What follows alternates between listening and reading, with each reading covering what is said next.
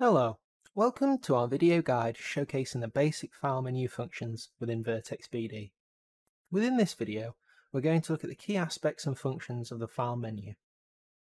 Located in the top navigation bar at the far left is the file menu button. Here you have a variety of options for creating, opening and saving drawings and project files. Within the file menu, you also have options to import and export files, including IFC and PDF.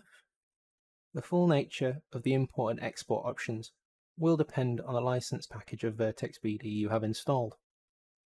Below these, you have the print and preference options, where within the preference options, you have a variety of options to tailor the user interface to your requirements.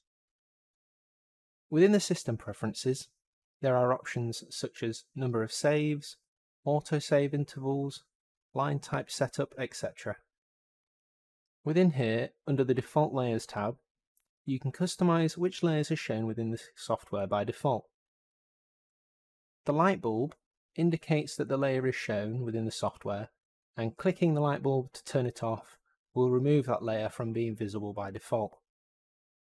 Within here, you can also define if the layer will be printed and also specific colors for your layers.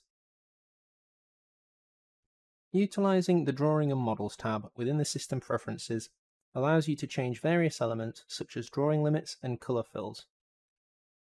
Editing keyboard shortcuts is also within the Preferences and enables you to customize your keyboard shortcuts.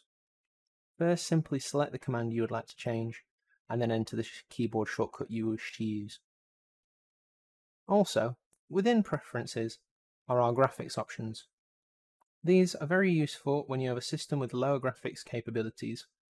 Within here, you can adjust the par, highlight transparency, anti-aliasing, and much more, which can speed up your model rendering and viewing.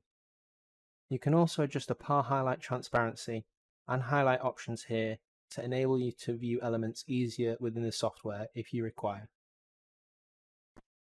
Finally, at the bottom of the file menu, you have the This Software Version tab, which details the information about your specific version of Vertex BD, including any optional extras your license includes. As well as this, within here you have the option to deactivate your license, as well as link buttons to open your Vertex shared, custom and user folders should you need to view files within these. Join us for our next video, where we will be taking a look at the ribbon functions within Vertex BD and how these can benefit you in creating projects. Thanks for watching.